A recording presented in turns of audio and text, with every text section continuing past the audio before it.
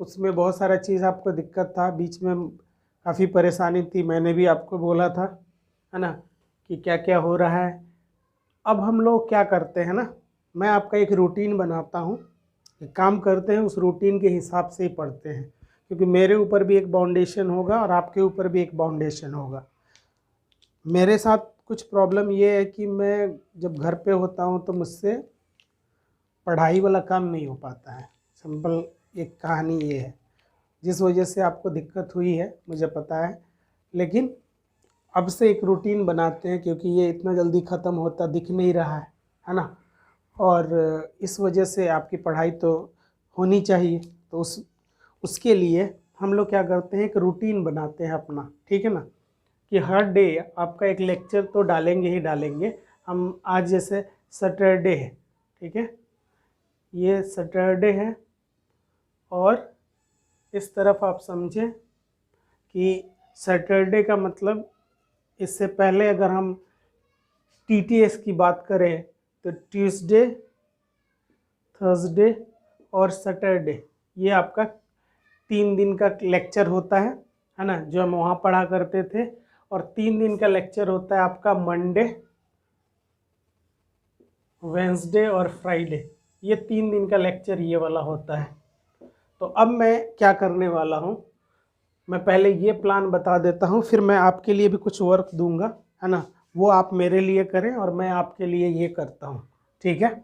Promise रहा दोनों आदमी का एक दूसरे के लिए, आप मेरा काम करो, मैं आपका काम करता हूँ। वैसे आपने मेरे लिए तो या हम दोनों के बीच में काफ़ी ये है, पहले से भी हम जानते हैं एक दूसरे को, ठीक है, लेकिन प्रॉब्लम है करेंगे क्या, ठीक है। फिर भी आइए देखते हैं पहले क्या करेंगे।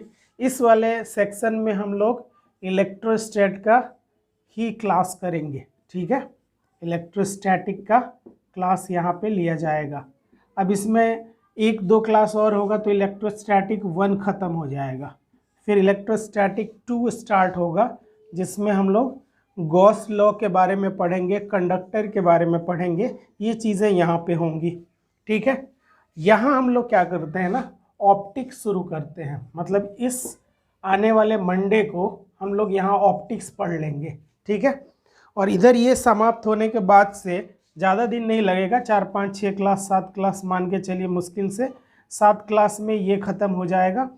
तो यहाँ पे हम लोग शुरू करेंगे करेंट इलेक्ट्रिसिटी, है ना, करेंट इलेक्ट्रिसिटी यहाँ पढ़ते हैं, ठीक। डेली लेक्चर होगा, मैं आपका ऊपर बर्डन नहीं बनाना चाहता हूँ कि ज़्यादा बर्डन आपके ऊपर हो जाए, उस तरह का कुछ काम नहीं करना चाहता हूँ। ये ऑप्टिक्स यहाँ समाप्त होगा तो हम लोग यहाँ मॉडर्न पढ़ेंगे, ठीक है, यहाँ पे मॉडर्न फिजिक्स के तरफ मूव कर जाएंगे, ठीक।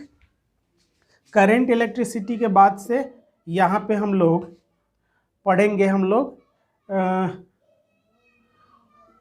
एक काम करते हैं, ऐसा करते हैं, 1 मिनट रुको आप, इस ऑप्टिक्स को और नीचे लाते हैं, यहाँ करंट इलेक्ट्रिसिटी को यहाँ ला देते हैं। आइए यहाँ पे करंट इलेक्ट्रिसिटी को हम मंडे से पढ़ाना शुरू करते हैं, है ना, करंट इलेक्ट्रिसिटी यहाँ पे पढ़ लेते हैं। और जैसे यहाँ पे ये होगा, यहाँ पे कैपेसिटर पढ़ाना शुरू कर लेंगे, है ना, कैपेसिटर पढ़ेंगे यहाँ पे, ठीक है, ये, और फिर तब जाके यहाँ पे हम ऑप्टिक्स पढ़ लेंगे, ठीक। यहाँ पे हम लोग ऑप्टिक्स पढ़ लेंगे, ठीक।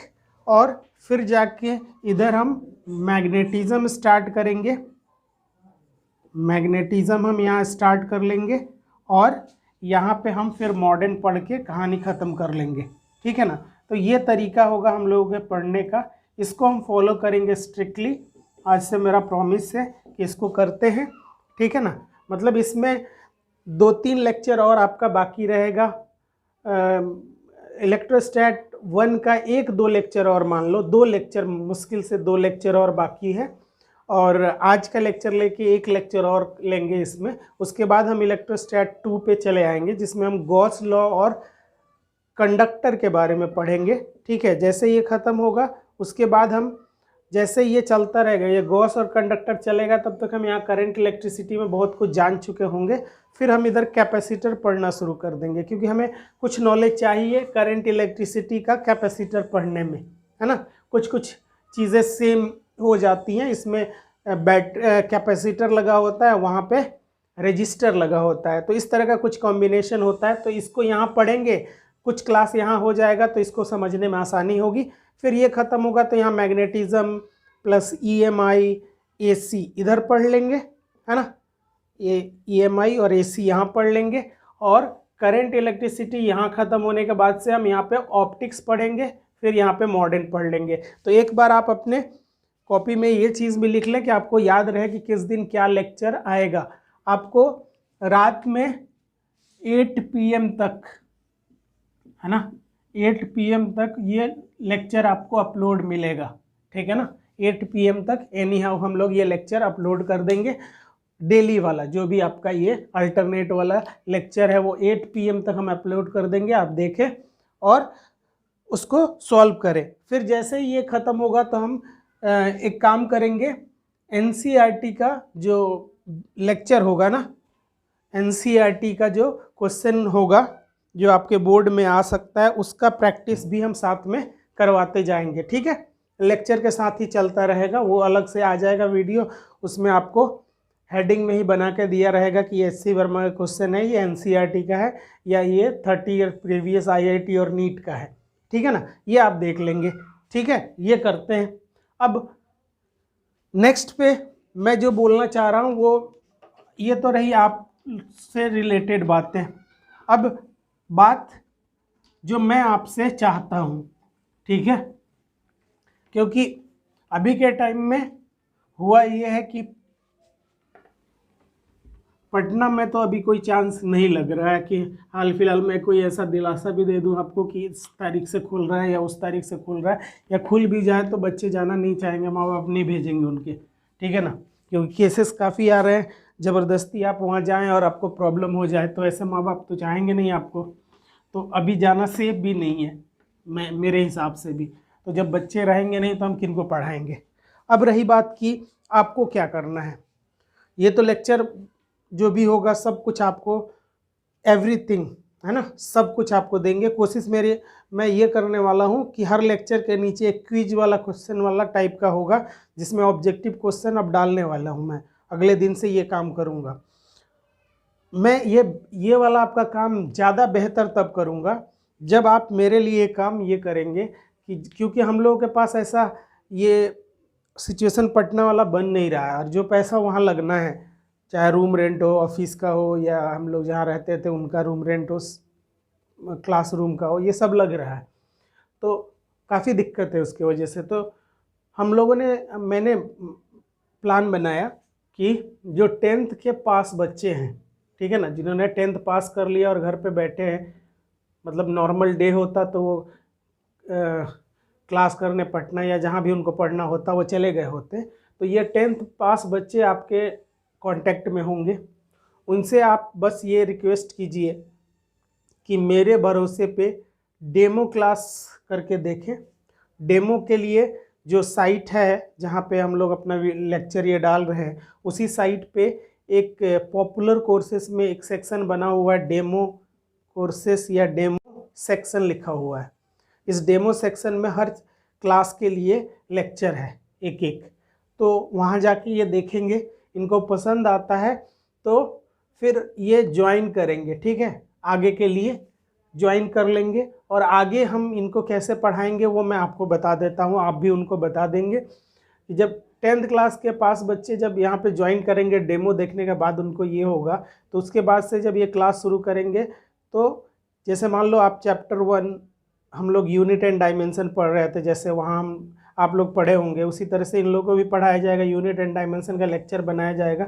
मान लो यहाँ पे 4 लेक्चर इसके बने, है ना, 4 वीडियो लेक्चर इसके बने, तो चारों लेक्चर के नीचे हम कोशिश क्या 15 क्वेश्चन के आसपास हर लेक्चर के नीचे उनको क्विज के फॉर्म में आपको क्वेश्चन मिल जाएगा, है ना, जहाँ पे fill in the blanks, single correct type, multiple correct type, assertion reason type question वहाँ पे उनको मिलेंगे हर लेक्चर के बाद। 4 का मतलब 15 चौके 60 क्वेश्चन के आसपास ये यूनिट एंड डायमेंशन का मिलेगा। जब ये लेक्चर आपका ख़त्म होगा तो इनका अलग से एक मतलब माइनर मेजर टेस्ट होगा इस चैप्टर का। उसमें हम जितने क्वेश्चन आपके एग्ज़ाम में पूछे जाते हैं उतने क्वेश्चन का एक ये बनाएंगे और उसी क्विज में उनको मिल जाएगा और वहाँ से ये टेस्ट देंगे।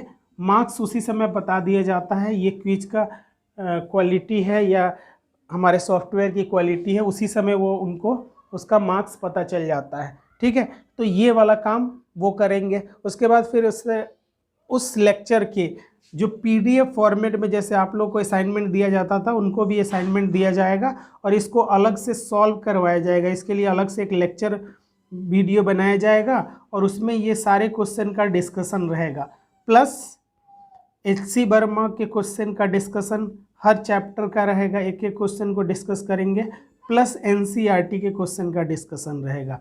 मतलब इतना क्वेश्चन का डिस्कशन हम लोग करते हुए चलेंगे। ठीक है ना, PDF लेक्चर इन दोनों सेक्शन में क्वेश्चन वो खुद बनाएंगे, जो क्वेश्चन कमेंट में होगा उसको हम लोग टैकल करेंगे। ठीक है ना, बहुत सारे क्वेश्चन बन जाएंगे और जिन बच्चों को दिक्कत होगा वो वीडियो के नीचे डालेंगे कि हाँ हमने ये क्वेश्चन बनाए, या व्हाट्सएप उस पर जुड़ा हुआ है उस पर आप अपना क्वेश्चन नंबर लिख के डाल दें, HC वर्मा लिखें और क्वेश्चन नंबर डाल दें, HC वर्मा लिखे क्वेश्चन नंबर, सारे क्वेश्चन लिख के उनको सॉल्व करवा दिया जाएगा। इससे थोड़ा टाइम बचेगा। तो इस तरह से कंप्लीट पैकेज एक चैप्टर के साथ ऐसा रहेगा, हर चैप्टर के साथ ऐसा ही किया जाएगा। ठीक है ना, बात समझ में आ रही है ना। तो ये बच्चों को आप समझाएं और उनको बोले कि ये ज्वाइन करें। अगर ये 10th पास के लिए ये 2 साल का कोर्स है, अगर वो ज्वाइन करते हैं तो इस कोर्स का फीस हम लोगों ने रखा है 4999 यानी 5000। ठीक है, 4999 रुपीज़ इस कोर्स का 2 ईयर का फ़ी है हम लोग का, 2 ईयर का ये फ़ी है। बात समझ में आ रही है।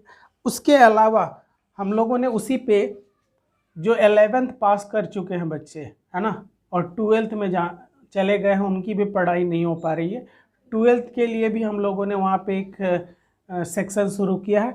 वहाँ पे हम लोग उसको फिजिक्स पढ़ा रहे हैं, 12th का फिजिक्स स्टार्टिंग फ्रॉम इलेक्ट्रोस्टैट, सारा कंप्लीट कोर्स फिजिक्स का पढ़ा रहे हैं। सेम प्रोसेस इसमें जिस तरह से उस तरह से इसमें भी अपनाया जाएगा और इसका फीस हम लोगों ने रखा है 12th का शायद 2999 या 1999 ऐसा ही कुछ है, 1999 यानी 2000 है इसका फीस। ठीक है, इसके अलावा एक चीज़ और है, हम लोगों ने 9th क्लास का मैथमेटिक्स, 9th का मैथ प्लस फिजिक्स, इसको भी हम लोग पढ़ा रहे हैं और जो प्रोसेस मैंने पहले आपको बता दिया वो सब फॉलो हो रहा है सब में। इसका के लिए फ़ी हमारा 999 है और उसी तरह से 10th का भी फिजिक्स और मैथमेटिक्स, इसका भी फीस हम लोग का 999 है। ठीक है, और आप जानते हैं मैंने आपको पढ़ाया, आपको पता होगा कि अगर मैं पढ़ा रहा हूँ आपको फिजिक्स और मैथमेटिक्स, आपके भाई हों, आपके जानने वाले हों, उनको अगर 9th क्लास का 10th क्लास का अगर फिजिक्स पढ़ा रहा हूँ मैं और मैथ पढ़ा रहा हूँ तो उससे उनको फ़ायदा होगा कि नुकसान, ये आप अच्छी तरह से जानते हैं, आपको बताने की ज़रूरत नहीं। तो हम लोग एक नया सेक्शन ये है, यहाँ बच्चे जुड़ सकते हैं। 1999 पूरा कोर्स का फ़ी है। इसका भी डेमो आपको डेमो सेक्शन में मिल जाएगा। ठीक है, उस तरह से 9th का मैथ और फिजिक्स, उसका भी डेमो आपको इस डेमो सेक्शन में मिल जाएगा, 10th का भी मिल जाएगा और इसका भी मिल जाएगा। ठीक है, आप लोगों का तो जो चल रहा है रिमेनिंग सेक्शन वाला जो पार्ट है उसमें चल रहा है, तो उसमें आप तो देख ही रहे हैं। मेरा आपसे रिक्वेस्ट है कि मैं आप लोगों से ऐसा उम्मीद कर रहा हूँ कि मिनिमम 5 बच्चे आप लोग मेरे लिए किसी भी सेक्शन का, या तो यहाँ से 5 हो जाएं या यहाँ से 2, यहाँ से 1, यहाँ से पूरा मिला के कोशिश करें कि आप 5 स्टूडेंट मेरे लिए आप रजिस्टर करवाएं, है ना। मैं गारंटी देता हूँ वो निराश नहीं होंगे और आप ये जितना ज़्यादा हम मेरे पास होते जाएंगे ना, मैं ज़्यादा फॉर्म में आकर पढ़ाना शुरू कर दूँगा। ठीक है ना, आप एक एक बच्चे का डाउट दूर करूँगा क्योंकि इनके जुड़ने से डायरेक्टली इफ़ेक्ट मेरे इकोनॉमिकल हालात पे पड़ेगा और उसके वजह से मैं वहाँ पे दे पाऊँगा, क्योंकि वहाँ के ना मकान मालिक सुनता है ना कोई वहाँ का सुन रहा है, तो देना ही है। तो इस वजह से मैं आपको बोल रहा हूँ कि ये आप करें ताकि मैं फ्री रहूँ और फ्री रहूँगा तो आपको बेहतर पढ़ा पाऊँगा। ठीक है, और मैं आपको बोल रहा हूँ कि 11th में जो चीज़ पढ़ाया गया है उससे बहुत बेटर मैं ये पढ़ाऊँगा। अभी करंट, इलेक्ट्रिसिटी, मैग्नेटिज्म ये सब बाकी है, मॉडर्न बाकी है। आपने और लेक्चर कहीं देखा होगा, गारंटी देता हूँ मैं ज़बरदस्त तरीके से समझाऊँगा, आपको आ जाएगा सब कुछ, ठीक है। कोर्स में नहीं छोड़ता हूँ। अभी तक अगर बहुत सारे लोग होंगे इलेक्ट्रोस्टैट ख़त्म, ये ख़त्म, वो ख़त्म होने से थोड़ी हो जाता, बहुत सारा चीज़ ऐसे छोड़ दिया गया है। कुछ नहीं छोड़ूंगा, मैं सारा चीज़ पढ़ाऊंगा। बस आपसे बस इतना रिक्वेस्ट है, ये कोशिश करें आप, है ना। इतना मुश्किल नहीं है, 9th का हो या 10th का हो, या 10th पास के लिए 11th 12th के लिए हो, IIT नीट के लिए बच्चे हों, उनको जोड़ने के लिए मुश्किल नहीं है। और ये मैं बताता हूँ कि अगर बच्चे फिर ऑफलाइन आते हैं ना, बाद में ये खुलता है तो जो हमारा फीस वहाँ पे लगता है, उस फीस में से ये माइनस कर दिया जाएगा, वो बच्चे जाएंगे तो। और जो बच्चे नहीं जा पाए, वो रहे या यहीं पे रह गए, तो उनके लिए ऑनलाइन ये क्लास चलता रहेगा, बंद नहीं होगा, ठीक है। चलिए, बस इतना ही आपसे कहना है, मुझ आपसे रिक्वेस्ट है कि आप इतना करें, ठीक है। आइए हम लोग अपना लेक्चर शुरू करते हैं भाई साहब, क्योंकि हम लोगों ने भी अपना प्रॉमिस पूरा करना होता है। चलिए,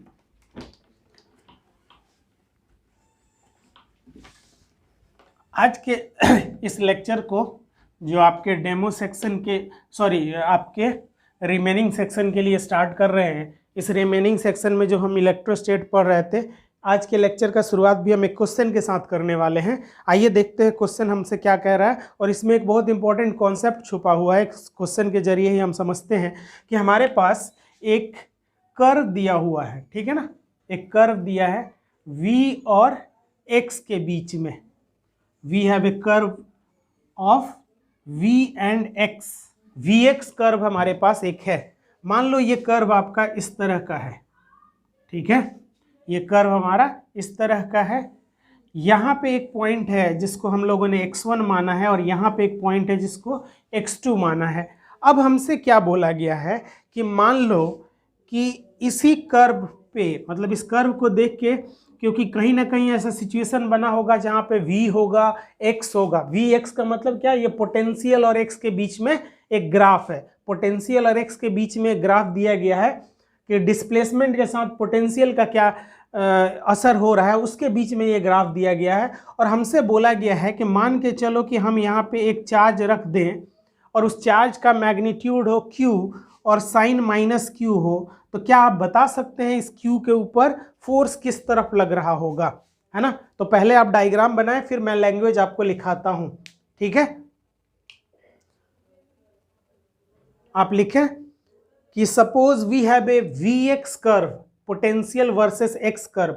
suppose we have a vx curve, suppose we have a vx curve, vx curve,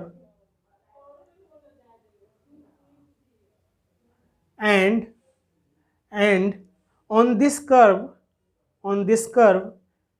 we select two different points x1 and x2, x1 and x2, full stop, full stop. If we placed पहला लिखे एक number minus Q at x1, if we placed minus q at x1, then find the direction of force on it, then find the direction of force on it, then find the direction of force on it. दूसरा लिखें कि if we placed plus q at x2, then find the direction of force on it, then find the direction of force on it, then find the direction on force, find the direction of force on it, है ना। आपने लिख लिया है। आइए देखते हैं sir, देखें एक बार आप स्क्रीन पॉज करके खुद से ट्राई करो, फिर देखते हैं कि कैसे इसको किया गया है, ठीक है। आइए देखिए कैसे करेंगे इसको। तो हम लोगों ने ये चीज़ पढ़ रखा है कि इलेक्ट्रिक फील्ड क्या होता है, कि इलेक्ट्रिक फील्ड जो होता है हमारा, वो होता है माइनस dv/dx। हम लोगों ने पढ़ा था पिछले क्लास में, डो v/dx बोलते थे। तो इलेक्ट्रिक फील्ड जो होता है वो निगेटिव टाइम v और x का डिफरेंशिएशन, ये क्या देता है, आंसर है स्लोप देता है सर। हम लोगों ने पहले शुरुआत में ही हम लोग जो मैथमेटिकल टूल्स पढ़ रहे थे, slope of VX curve, VX curve का स्लोप दे रहा है। ठीक है, तो अब हम लोगों को देखना क्या है कि अगर इलेक्ट्रिक फील्ड का वैल्यू माइनस, यहां पे माइनस है फॉर्मूला में, लेकिन यहां पे अगर मैं आपसे पूछूं कि स्लोप बताओ, तो स्लोप बताने का तरीका क्या होता था? हम लोग यहां पे एक टेंजेंट ड्रॉ करते थे और एक्स एक्सिस के साथ ये वाला थीटा ले लेते थे। अगर ये थीटा ले लें तो थीटा 1 का वैल्यू कितना है? 90 से बड़ा है। हियर थीटा 1 इज, पहले की बात कर रहे हैं, theta 1 is greater than 90 degree, इसलिए स्लोप क्या हुआ? स्लोप पॉजिटिव है। तो स्लोप अगर पॉजिटिव है तो इसका मतलब है कि ये वाला पोर्शन पॉजिटिव है और ये पोर्शन पॉजिटिव है। इसका मतलब क्या हुआ? इसका मतलब ये हुआ कि इलेक्ट्रिक फील्ड एक्चुअल में माइनस ऑफ माइनस है, तभी तो मिलके माइनस माइनस मिलके प्लस हो चुका है। यहाँ पे सिर्फ माइनस नहीं है, यहाँ पे एक और माइनस आएगा तब तो ये प्लस होगा, क्योंकि यहाँ पे स्लोप प्लस है तो इलेक्ट्रिक फील्ड यहाँ प्लस है। अगर यहाँ इलेक्ट्रिक फील्ड प्लस है तो इसका मतलब यहाँ एक माइनस और रहा होगा, यानी इलेक्ट्रिक फील्ड यहाँ पे क्या है? इलेक्ट्रिक फील्ड यहाँ पे निगेटिव है। इलेक्ट्रिक फील्ड यहाँ पे निगेटिव का मतलब समझ रहे हैं? अगर मैं आपसे पूछूं कि यहाँ पे इलेक्ट्रिक फील्ड निगेटिव का मीनिंग क्या हुआ, तो इलेक्ट्रिक फील्ड अगर किसी चार्ज पे निगेटिव है तो मतलब इसके ऊपर फोर्स किस तरफ लगाएगा? तो आंसर है इलेक्ट्रिक फील्ड का डायरेक्शन ये होगा सर। क्यों? क्योंकि ये निगेटिव है ना। और अगर इलेक्ट्रिक फील्ड ये इस तरफ लग रहा है तो इसका मतलब है कि फोर्स का डायरेक्शन इसके उल्टा होगा। क्यों? क्योंकि निगेटिव है ना, फोर्स का डायरेक्शन ये हो गया, तो फोर्स किस तरफ लगेगा? राइट डायरेक्शन में। समझ में आया? क्योंकि वहां पे हमें प्लस मिल रहा है तो इसका मतलब इलेक्ट्रिक फील्ड निगेटिव है, और इलेक्ट्रिक फील्ड निगेटिव का मतलब इस तरफ है। बात समझ में आ रही है ना? इलेक्ट्रिक फील्ड निगेटिव का मतलब इस तरफ है, और इलेक्ट्रिक फील्ड जिस तरफ है उसका उल्टा होगा, क्योंकि यहाँ निगेटिव साइन है तो इसका उल्टा फोर्स लगेगा। सिमिलरली अगर हम लोग बात करें किसके, इलेक्ट्रिक फील्ड लेफ्ट है तो फोर्स राइट है, यहाँ पे लिख लेंगे ना, इलेक्ट्रिक फील्ड लेफ्ट है इसका मतलब फोर्स राइट में लग रहा है। उसी तरह से अगर हम Q2 की बात करें, सॉरी Q की बात करें, तो Q यहाँ पे Q के वजह से, क्योंकि इलेक्ट्रिक फील्ड यहाँ पे अगर आप स्लोप निकाले तो यहाँ पे आप क्या देखते हैं? आप यहाँ पे देखते हैं कि ये थीटा 2 जो है वो ग्रेटर देन, सॉरी यहाँ पे लेस देन था, सॉरी लेस देन 90 है, यहाँ पे ग्रेटर देन 90 है, और यहाँ पे ग्रेटर देन 90 है मतलब स्लोप आपका निगेटिव है, और स्लोप निगेटिव है इसका मतलब क्या है? यहाँ पे स्लोप निगेटिव है, इसका क्या मीनिंग है? इसका स्लोप निगेटिव है, इसका मीनिंग ये है कि यहाँ पे जो फोर्स लगेगा उसका डायरेक्शन किधर होगा, या इसके ऊपर इलेक्ट्रिक फील्ड का डायरेक्शन किधर होगा? तो हमारा आंसर है पॉजिटिव है ये, तो इसके ऊपर इस तरफ इलेक्ट्रिक फील्ड का डायरेक्शन हो जाएगा और फोर्स का डायरेक्शन इस तरफ हो जाएगा, यानी राइट साइड में फोर्स लगेगा और इलेक्ट्रिक फील्ड लेफ्ट साइड में लगना शुरू हो जाएगा।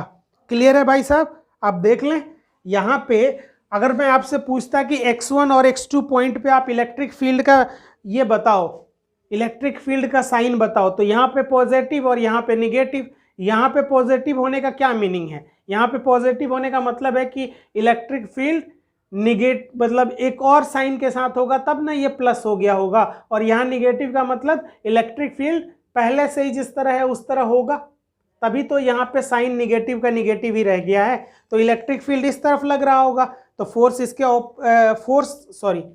सेम में लगेगा ना, क्योंकि प्लस है तो फोर्स इस तरफ नहीं लगेगा, फोर्स आपका इसी तरफ लगेगा। ठीक है, फोर्स का डायरेक्शन भी इस तरफ ही होगा, तो ये आप लिख लेंगे, है ना। अब यहाँ पे नीचे आप एक स्टार बना के लिखें, ये लिख लेने के बाद इसके नीचे एक स्टार बना के लिखें कि negative of slope of Vx curve, negative of slope of Vx curve gives you electric field gives you electric field, negative of slope of Vx curve gives you electric field, gives you electric field। चलिए आगे बढ़ते हैं भाई साहब, चलिए इसको मिटा देते हैं, नेक्स्ट प्रॉब्लम की तरफ बढ़ते हैं।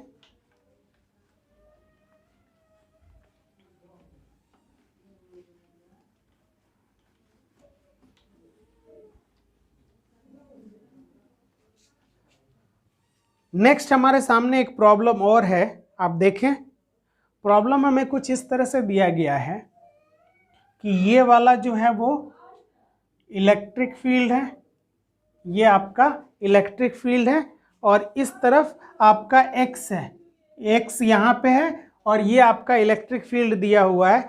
यहाँ का मैग्नीट्यूड हमें दिया गया है 10 न्यूटन पर कूलम्ब, 10 न्यूटन पर कूलम्ब दिया गया है, और यहाँ पे ये जो कर्व है हमारे सामने वो इस तरह से दिया गया है, और यहाँ पे ये चीज़ जो है वो हमें वैल्यू दे दिया गया है। यहाँ पे 2 मीटर, ये 2 मीटर है, और ये हमें 4 मीटर दिया गया है, ये 2 मीटर और ये हमें 4 मीटर दिया गया है। अब हमसे बोला गया है कि if potential at 0,0 is 10 Newton पर कूलम्ब, 10 न्यूटन पर coulomb, then find potential at 4,0, then find potential at 4,0, potential at 4,0 है ना, आपको 4,0 पे इसका पोटेंशियल बताना है। ठीक है, स्क्रीन पॉज करें, एक बार ट्राई करें, फिर मैं आपको सॉल्व करके बताता हूं। ठीक है, चलिए आइए देखते हैं सर। हमारे पास Vx कर्व है, और हम लोगों ने पढ़ा है कि Vx कर्व है और इलेक्ट्रिक फील्ड अगर इस तरह से लिखा जा रहा है dV/dx, तो एक्चुअल में जो Vx कर्व होता है, जो एक्चुअल में हमारे पास Vx कर्व होता है, वो उसके अंडर में जो एरिया होता है वो हमें इलेक्ट्रिक फील्ड का वैल्यू दे देगा, है ना। किस चीज़ का वैल्यू दे देगा? एरिया अंडर, अगर हम इसके एरिया अंडर क्या निकाल लें, एरिया अंडर, सॉरी ये V है, सॉरी ठीक है, एरिया अंडर ये वाला जो है, हम अगर यहाँ पे लिखें तो यहाँ पे पोटेंशियल कितना है, हमको लिखना होता है इनिशियल पोटेंशियल, है ना, minus final potential is equal to, ये क्या है, area under curve, area under curve, और ये बराबर हो जाएगा किसके, integral E dot D R के, integral E dot D R के बराबर हो जाएगा। अगर आप यहाँ पे वैल्यू पुट करें तो देख सकते हैं आप, ये वाला जो वैल्यू है वो 10 है, ये नहीं पता है, यही तो निकालना है हमको। एरिया अंडर कर्व क्या हो जाएगा, देखो आप, इसका एरिया कितना है, ये है 10 और ये है 2, तो 10 और 2 20 हो गया, यहाँ पे 10 और 2 20 हो गया, और इसका एरिया निकाले तो कितना हो जाएगा, half into base into height, तो हाफ बेस कितना है 2 और हाइट कितना है 10, तो यहाँ से क्या हो जाएगा, ये 10 हो जाएगा, और 20, ये टोटल 10 प्लस 20 यानी 30, ये आ गया हमारा 30। तो यहाँ से अगर हम VF का वैल्यू निकालें तो VF का वैल्यू आ जाएगा आपका 10 minus 30 is equal to -20। VF का वैल्यू क्या आ जाएगा, -20, तो हमारा आंसर यहाँ से हो गया -20 वोल्ट, है ना। ये चीज़ हम पढ़ चुके हैं भाई साहब, इसलिए मैं ज़्यादा इसमें आपको ये नहीं कर रहा हूँ, क्योंकि हम जानते हैं कि इसका मीनिंग होता है सर, अगर हमारे पास, हम लोगों ने ये फॉर्मूला पढ़ा है ना, हम लोगों ने स्टार्टिंग में ही ये बात किया था कि हमारे सामने जब VA माइनस VB होता है, VA minus VB is equal to integral, ये रिलेशन पढ़ा था ना हमने पोटेंशियल और इसके बीच में, तो ये क्या बताता है, ये एरिया अंडर कर्व ही तो है, ये एक्चुअल में क्या है, तो हमारा आंसर है कि ये सर एरिया अंडर कर्व होता है। इंटीग्रेशन का मतलब है एरिया अंडर कर्व, ये पहले से भी बात हो चुकी है, इसलिए मैं ज़्यादा इसके डीप में नहीं जा रहा हूँ। हम लोगों ने पढ़ा है कि इंटीग्रल जो दिया होता है, इंटीग्रेशन जो करते हैं वो एक्चुअल में हम एरिया ही तो कैलकुलेट करते हैं। तो हमको यहाँ इलेक्ट्रिक फील्ड और डीआर के बीच में इंटीग्रेशन करने के बदले एरिया निकालने, तो यही चीज़ निकलेगा। और यहाँ पे ग्राफ दिया है तो हमें एरिया निकालना चाहिए। ठीक है, आप इसको लिखें, फिर हम आगे बढ़ते हैं। चलिए, इस तरीके से हम लोगों ने इसके ऊपर बहुत सारे प्रॉब्लम किए। अब आइए हम नेक्स्ट टॉपिक के तरफ बढ़ते हैं और हेडिंग बनाते हैं properties of electric lines of forces. Properties of electric lines of forces. Properties of electric lines of forces. आपको लिखना है properties of electric lines of forces. Properties of electric lines of forces. Properties of electric lines of forces. ठीक है, हमारे पास जो electric lines होते हैं, ठीक है, वो एक्चुअल में एक इमेजिनरी कॉन्सेप्ट होता है इलेक्ट्रिक लाइंस। ठीक है ना, इलेक्ट्रिक फील्ड लाइंस जो होता है वो एक इमेजिनरी कॉन्सेप्ट है। लेकिन अगर हमसे बोला जाए कि कहीं पे इलेक्ट्रिक फील्ड दिखाओ, दर्शाओ कि इलेक्ट्रिक फील्ड यहाँ पे है, तो कैसे दर्शाएंगे, तो उसके लिए कुछ साइंटिस्ट ने हमें ऑलरेडी कुछ चीज़ बना के दे दिया कि भाई साहब आपके पास ऐसा होगा तो आप ये लिखेंगे, ऐसा होगा तो ये लिखेंगे, ऐसा होगा तो इस तरह कर देंगे। वही चीज़ हम याद रखते हैं। ठीक है ना, कुछ नया नहीं करते हैं। जो चीज़ मैं यहाँ पे लिख रहा हूँ वो मुझे भी याद है, वैसे ही आप भी याद रखेंगे।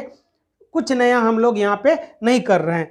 कहने का मीनिंग क्या है कि जब कभी भी हमारे पास एक पॉजिटिव चार्ज हो, जैसे मान लीजिए हमारे पास एक पॉइंट चार्ज है और ये पॉजिटिव है, ये पॉइंट चार्ज कैसा है, पॉजिटिव है, तो जब कभी भी आपके पास पॉजिटिव पॉइंट चार्ज मिल जाए, पॉजिटिव क्यू है, तो इसके लिए जब आप इलेक्ट्रिक फील्ड लाइंस बनाएंगे तो ऐसे दिखाएंगे जैसे सारे force, electric lines of forces इससे बाहर के तरफ निकल रहे हैं।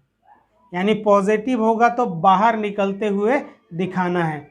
ठीक है, उसी तरीके से अगर हम बात करें कि हमारे पास एक पॉइंट चार्ज है लेकिन ये माइनस क्यू है, हमारे पास माइनस क्यू चार्ज है, तो इसके लिए जब आप इलेक्ट्रिक लाइंस ऑफ फोर्सेस दिखाएंगे तो आप ऐसे दिखाएंगे जैसे कि सारे लाइंस ऑफ फोर्सेस अंदर के तरफ आके यहाँ पे टर्मिनेट हो रहे हैं। ठीक है, तो पहला प्रॉपर्टीज जो हम लोगों को यहाँ से मिलता है वो हम अब लिखने वाले हैं कि अगर मैं आपसे यहाँ पे पूछूं कि यह कहाँ जा रहे हैं, तो हमारा आंसर होगा कि इन्फिनिटी जा रहे हैं। ये कहाँ जा रहा है, इन्फिनिटी जा रहा है। अगर मैं आपसे पूछूं कि ये कहाँ जा रहा है, तो माइनस क्यू के पास जा रहा है, लेकिन आ कहाँ से रहा है, तो इन्फिनिटी से, है ना। तो एक चीज़ तो यहाँ पे ये कंफर्म हुआ कि सर जब कभी भी हमारे पास positive charges, positive point charge होगा तो इलेक्ट्रिक लाइंस ऑफ फोर्सेस हम उससे बाहर निकलता हुआ दिखाएंगे, और निगेटिव होगा तो अंदर आता हुआ दिखाएंगे। एक तो बात ये है, लेकिन दूसरी बात ये है कि थोड़ा सा और डेफिनेशन को अच्छा करते हैं। डेफिनेशन या प्रॉपर्टीज में हम ऐसे लिखेंगे कि electric lines of forces, electric lines of forces start from positive or infinity. Electric lines of forces originate from, ऐसे लिखिए, electric lines of forces originate from positive और इन्फिनिटी एंड टर्मिनेट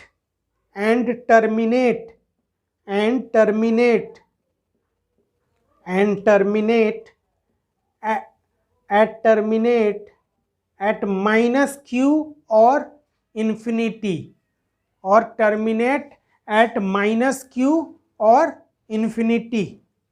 ठीक है, ये पहला प्रॉपर्टी हो गया। अब इसका अगला प्रॉपर्टी आइए देखते हैं। अगला प्रॉपर्टी हम चार्ज के इलेक्ट्रिक फील्ड लाइंस के बारे में अगला प्रॉपर्टी हम देखते हैं, और इसमें हम ये देखेंगे कि जैसे मान लीजिए कि हमारे पास एक चार्ज है, ठीक है, यहाँ पे एक चार्ज है, इसका नाम हमने Q1 रख दिया। यहाँ पे एक हमारे पास चार्ज है और इसका नाम हमने Q1 रख दिया, और हमने माना कि यहाँ से जो इलेक्ट्रिक लाइंस ऑफ फोर्सेस जो निकल रहे थे वो ऐसा निकल रहा था, यहाँ से मान लो ये E1 है, ठीक है। उसी तरीके से हमारे पास एक इसी लाइन में यहाँ पे एक Q2 चार्ज है ना, और इससे जो इलेक्ट्रिक फील्ड लाइंस निकल रहा था वो ऐसे निकल रहा था। इसका नाम हमने E2 रख दिया, इसका नाम हमने E2 रख दिया। बात समझ में आ रही है? या आप ऐसे करें कि इसको निगेटिव कर दें ताकि और अच्छे से हम समझा पाए। ये -Q2 कर दें तो इसके लिए ये अंदर इस तरफ आता हुआ होगा, E2 इस तरफ होगा, तो E नेट किधर होगा? तो हमारा आंसर है E नेट इस वाले लाइन पे होगा कहीं, है ना। तो हमारा यहाँ पे कहना क्या है? हमारा यहाँ कहना है कि जब भी आप इलेक्ट्रिक फील्ड लाइंस देखते हैं कहीं पे भी, तो वो किस चीज को रिप्रेजेंट करता है? Electric field due to individual charges या नेट को रिप्रेजेंट करता है? आंसर है कि नेट को रिप्रेजेंट करता है। तो आप लिखें दूसरा प्रॉपर्टी कि द डायरेक्शन and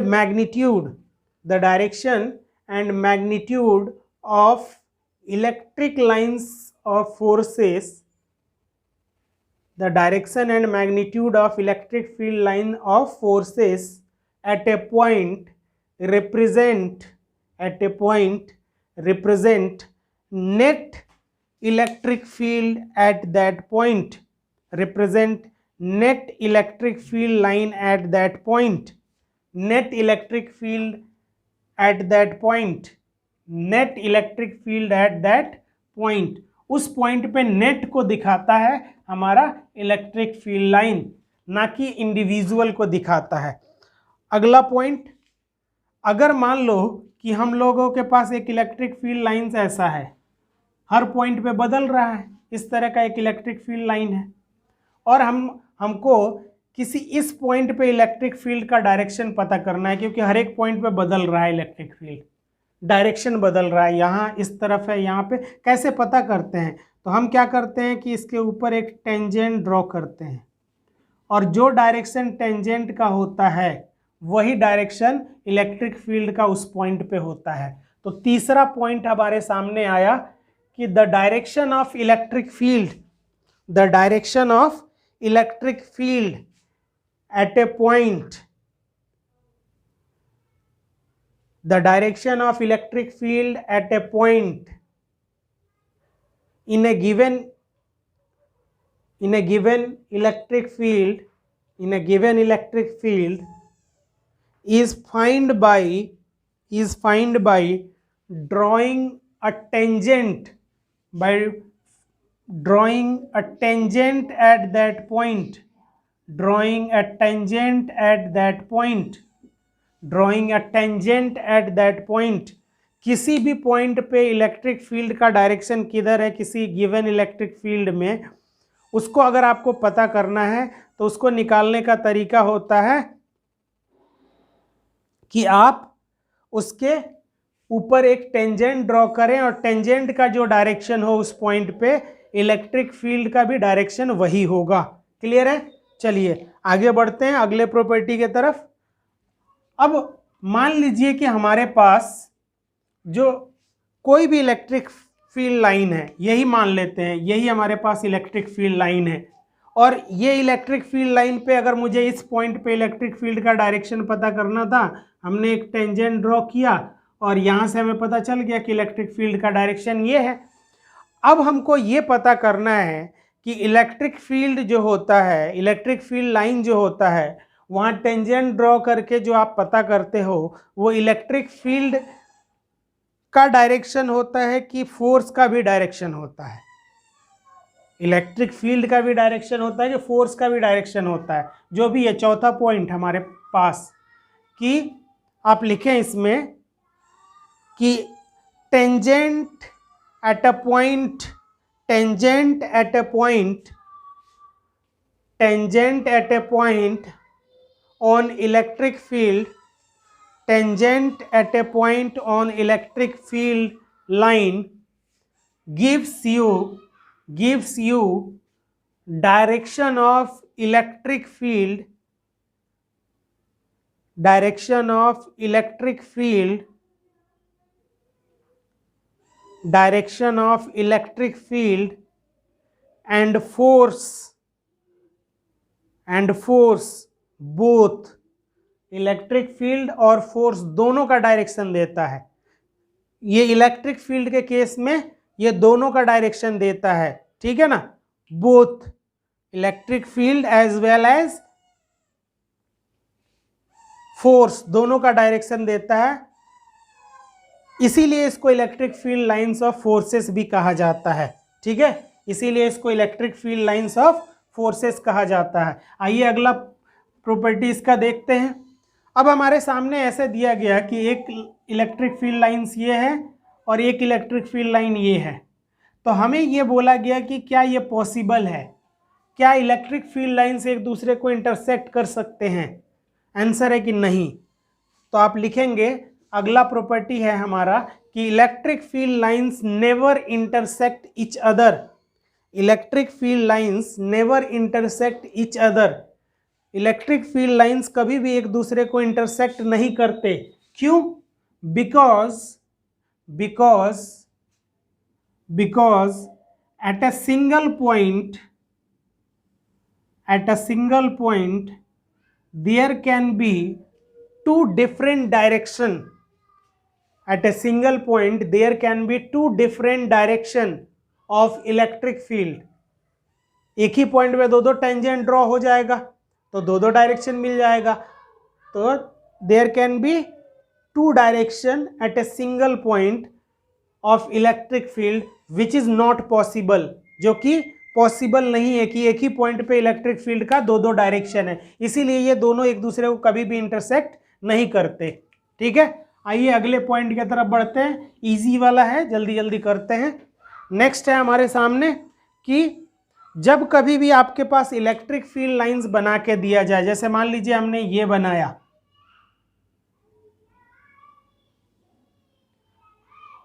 ये वाला हमने बनाया, ठीक है, ये वाला हमने बनाया।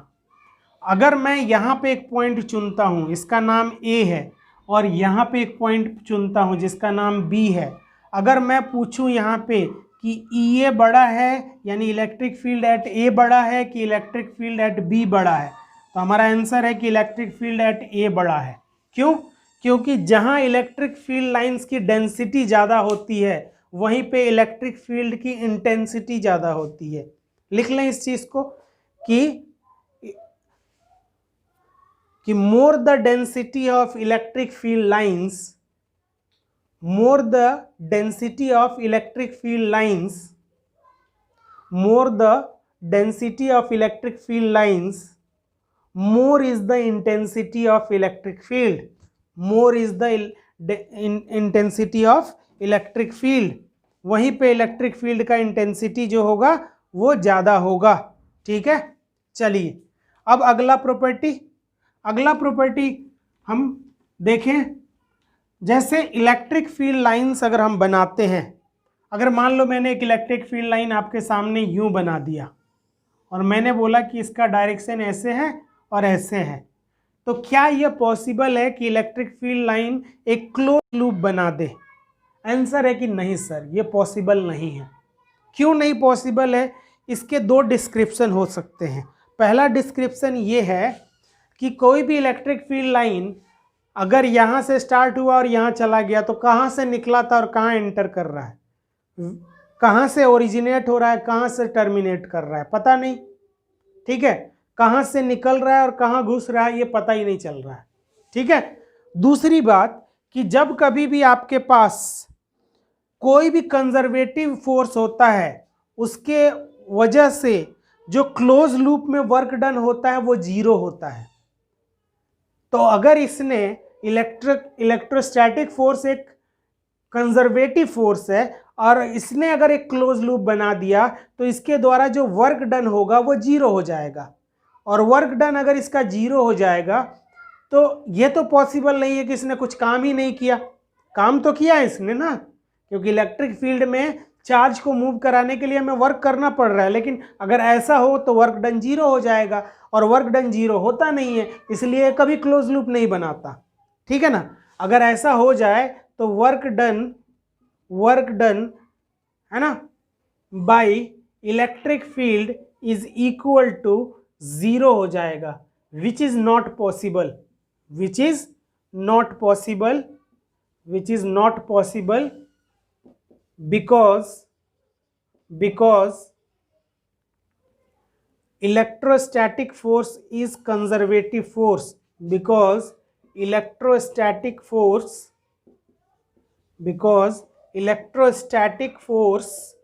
is conservative force, एक कंजर्वेटिव फोर्स होता है, इसलिए इसका क्लोज लूप में जाना पॉसिबल नहीं है। और कंजर्वेटिव फोर्स का क्लोज लूप में वर्क डन 0 होता है, इसलिए ये क्लोज लूप में जाएगा नहीं। ठीक है ना। तो ये इस तरह का पॉसिबल नहीं है। क्यों पॉसिबल नहीं है, इसका एक कारण ये है। दूसरा कारण लिख लेंगे तो आप ये लिख लेंगे कि सर ये कहाँ से निकलेगा और कहाँ से इनिशिएट ओरिजिनेट होगा और कहाँ से टर्मिनेट होगा, यही पता नहीं चल रहा है। कहाँ से ओरिजिनेट होगा और कहाँ टर्मिनेट होगा यही पता नहीं चल रहा है। ठीक है। अब आइए अगले प्रॉपर्टी की तरफ बढ़ते हैं। नंबर आप बढ़ाते जाइएगा, ठीक है, क्योंकि मैं नंबर भूल चुका हूं कि पता नहीं कौन सा नंबर चल रहा है, तो आप नंबर उसमें बढ़ाते जाइएगा। अगला प्रॉपर्टी का नंबर बढ़ रहा है। अब नेक्स्ट है कि हमारे पास अगर मैं आपसे पूछूं कि एक चार्ज के वजह से, एक कूलम चार्ज के वजह से आप कितना इलेक्ट्रिक फील्ड लाइंस बना सकते हैं, तो आंसर है इन्फिनिटी बना सकते हैं। एक इलेक्ट्रिक फील्ड, एक चार्ज के वजह से infinite number of electric field lines निकलते हैं। लेकिन अगर मैं आपसे पूछूं कि अगर मान लो कि आपने कोई लाइन फिक्स कर दिया, जैसे मान लीजिए कि आपने 8 कूलम चार्ज के वजह से जो 8 कूलम, या हम ऐसे लिखते हैं कि ऐसे लिखते हैं कि if number of electric field lines due to 8 coulomb charge is equal to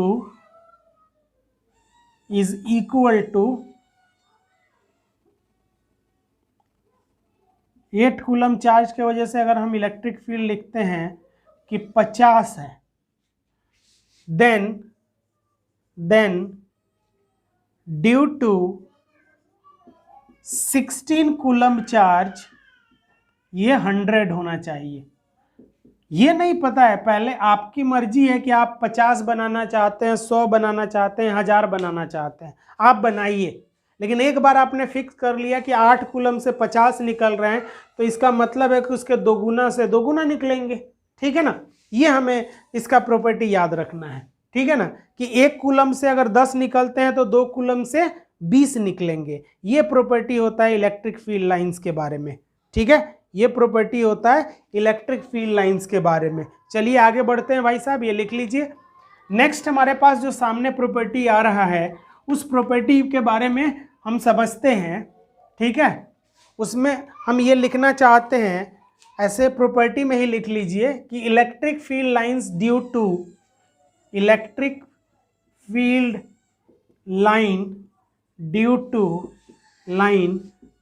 to उसमें भी एक नंबर करके लिखते हैं, ड्यू टू। अगर हमारे पास इलेक्ट्रिक फील्ड लाइन बनाने के लिए दे दिया जाए और एक हमारे पास चार्ज है आपका, यहाँ पे चार्ज दिया गया है Q और यहाँ पे चार्ज दिया गया है -Q, और इसके वजह से हमें इलेक्ट्रिक फील्ड लाइन बनाने के लिए बोला गया है।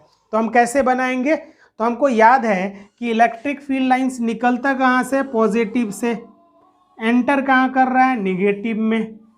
तो ये ऐसे ऐसे ये यहाँ से निकल के ऐसे जाएंगे, ठीक है।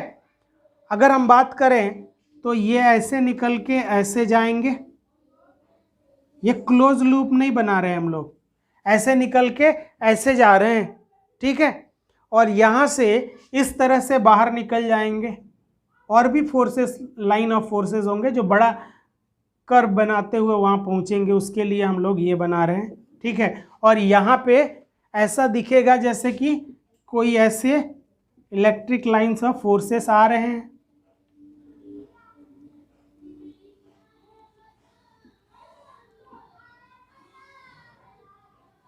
ठीक है। इस तरीके से हमारे लिए अगर एक प्लस क्यू हो और एक माइनस क्यू हो तो उसके वजह से इलेक्ट्रिक फील्ड लाइन ऐसे बनेंगे। बना लीजिए आप इसके लिए, ठीक है।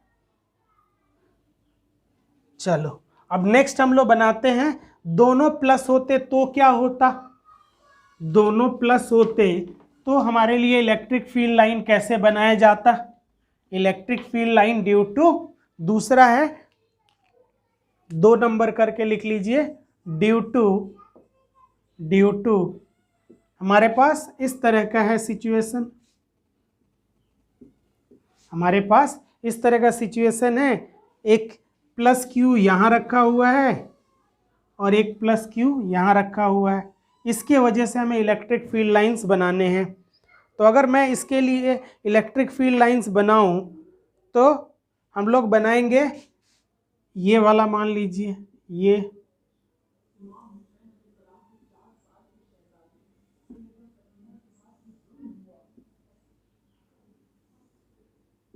इस तरह से, यहाँ पे हम बनाएंगे ये वाला इलेक्ट्रिक फील्ड लाइन, ये वाला, ये ऐसे, ठीक है। उसी तरह से यहाँ से बनाएंगे तो ऐसे बनाएंगे, ऐसे बनाएंगे, ऐसे बनाया जाएगा, ठीक है। यहाँ से बनाएंगे तो ऐसे बनाएंगे, ये वाला ऐसे बनाएंगे। इलेक्ट्रिक फील्ड लाइंस इस तरह से बनाए जाएंगे पॉजिटिव के लिए, ठीक है। इस तरह से बनाए जाएंगे पॉजिटिव के लिए।